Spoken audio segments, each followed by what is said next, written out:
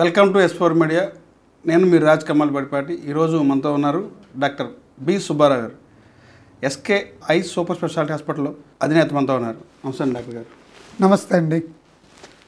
ఈ రోజున కంటి చికిత్సలు దాని మీద ఉన్న అపోహాల మీద మన డాక్టర్ గారితో తెలుసుకుందాం. నమస్తే అండి. మన యూట్యూబ్ ప్రేక్షకులందరికీ కూడా నమస్కారములు. నా పేరు doctor B Subbarao, SK super speciality laser eye hospital. So ఇప్పుడు మీకు కంటికి సంబంధించి అనేక విషయాలు ఇప్పుడు మీకు తెలియజేస్తాను. డాక్టర్ గారు, ఇప్పుడు కంటికి అద్దాలు అమర్స్తారు కదా, వాటిలో ఎక్కువ ఖరీదైనటువంటి అద్దాలు అమర్స్తే మంచిది అంటారు. ఏది మంచిది అంటారు? ఓకే, ఇప్పుడు చాలా ముఖ్యమైన క్వశ్చన్ అండి ఇది. చాలామంది ఏమనుకుంటుంటారంటే జనాలు అంటే జనరల్ వ్యూ అన్నమాట.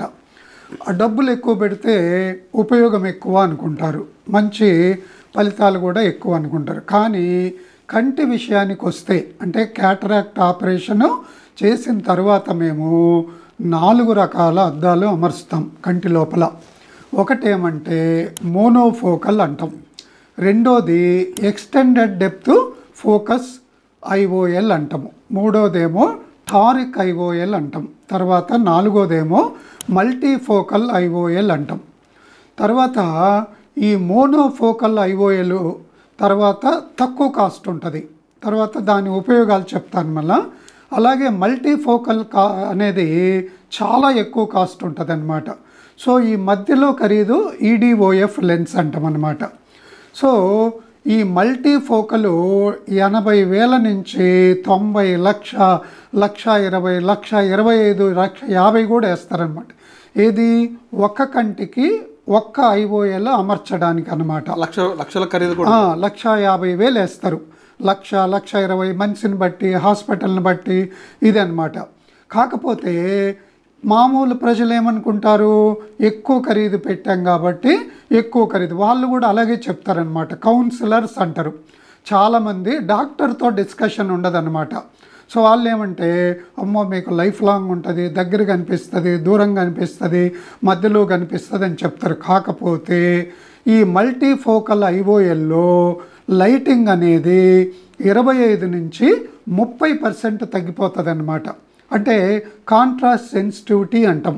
అంటే మనము సపోజ్ రకరకాల రంగులు ఉన్నాయనుకో, వాటిను గుర్తించడంలో తేడాలు అనేటువంటివి ఉంటాయన్నమాట. అలాగే నైట్ టైం డ్రైవింగ్లో చాలా కష్టంగా ఉంటుంది అన్నమాట. ఎందుకంటే ఆ మల్టీఫోకల్లో 3 ఇమేజెస్ ఉంటాయన్నమాట. సో వాటినే గోస్ట్ ఇమేజెస్ అంటాం. అలాగే ఆ లెన్సు చుట్టూ కూడా రింగులు ఉంటాయన్నమాట మామూలుగా. సో దానివల్ల ఏమవుతుందంటే హ్యాలోస్ అంటాం. అలాగే లైటింగ్ కూడా చెదరైపోతుంది అనమాట. దాన్నే డాజిలింగ్ అంటాం అన్నమాట. అదేవిధంగా ఎటువంటి డ్రైవింగ్ చేసేవారైనా కూడా ఎటువంటి పరిస్థితుల్లోనూ ఈ యొక్క మల్టీఫోకల్ వాడకూడదు అనమాట. డబ్బులు ఎక్కువ అనుకొని అపోహపడకూడదు. ఎందుకు అంటే ఈ కాలంలో ప్రతి ఒక్కడు డ్రైవింగ్ చేసేవాడే.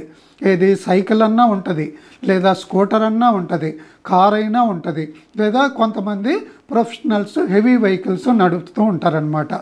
అదేవిధంగా మోనోఫోకల్లో అడ్వాంటేజ్ ఏమంటే ఖరీదు తక్కువ అనమాట. 98% లైటింగ్ ఉంటుంది. తర్వాత డ్రైవింగ్లో ఎటువంటి ప్రాబ్లం ఉండదు. డాజిలింగ్ అని, హ్యాలోస్ అని అటువంటివి ఉండవు అన్నమాట. అలాగే నైట్ టైం ప్రాబ్లం ఉండదు.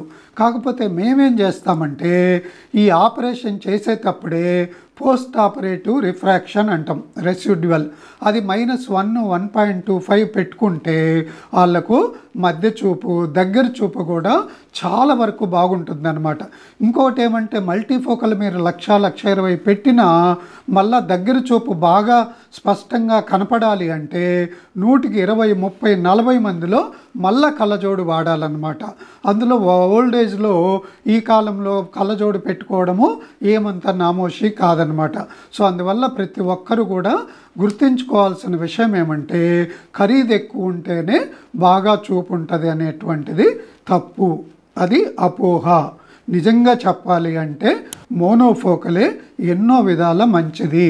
ఖరీదు తక్కువ, కంఫర్ట్ ఎక్కువ, లైటింగ్ ఎక్కువ, క్లారిటీ ఎక్కువ. ఇప్పుడు ఎక్కువ మైనస్ పవర్ ఉన్న వారికి ఏ చికిత్స మంచిదంట? ఓకే, ఇప్పుడు మీరు చాలామంది చూసుంటారనమాట.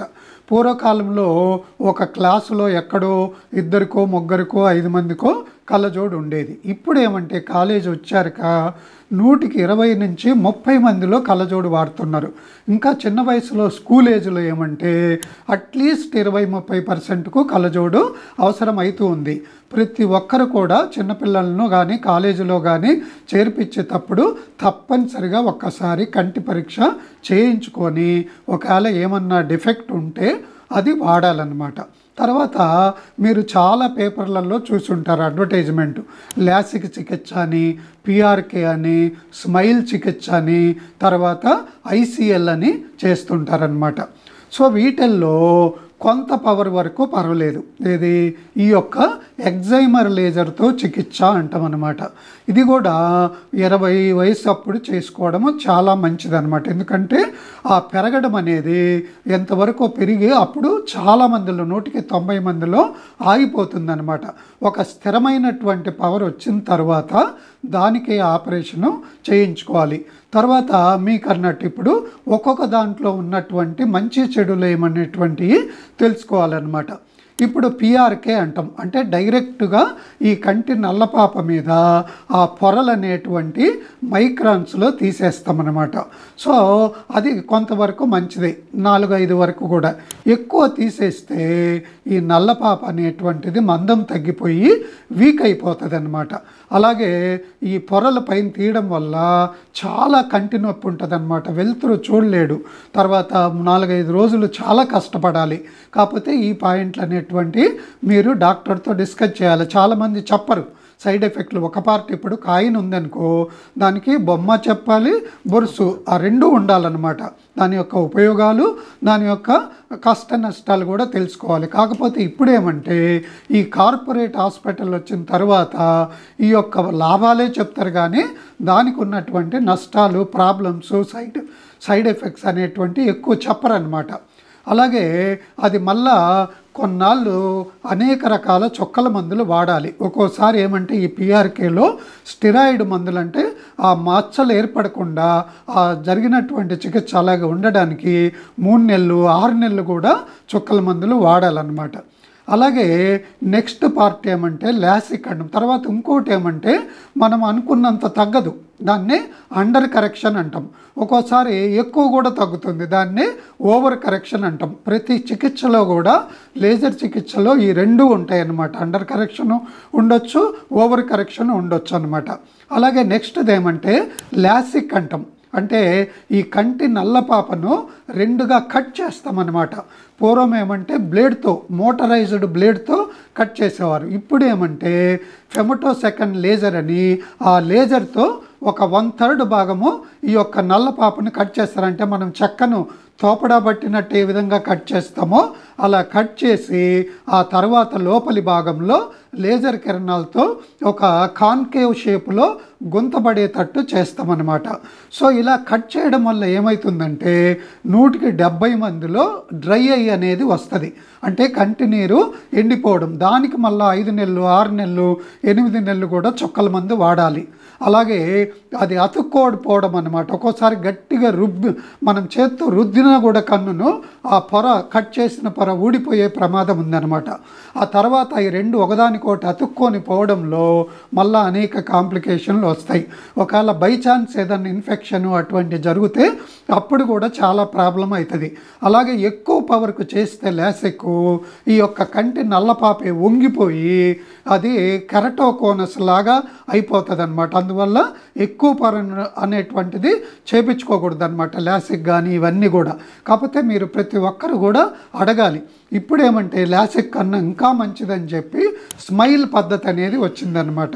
సో దాంట్లో అంటే మీరు క్రీమ్ బిస్కెట్ చూసి ఉంటారు. అంటే ఇటుపక్క అటుపక్క ఆ 2 ముక్కల మధ్యలో క్రీమ్ ఉంటుంది.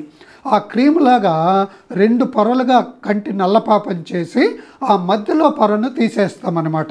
దాన్నే స్మైల్ పద్ధతి అంటారు. అంటే మళ్ళీ ఆ రెండు స్మైల్ పద్ధతి ఏ వయసు వాళ్ళు చేస్తారండి? మామూలుగా ఏదైనా 20 వయసు తర్వాతే చేసుకోవాలి. కాకపోతే ఏవైనా సైడ్ ఎఫెక్ట్లు తక్కువ అంటారు, కాకపోతే దీంట్లో కొద్దిగా తక్కువ ఉంటాయి.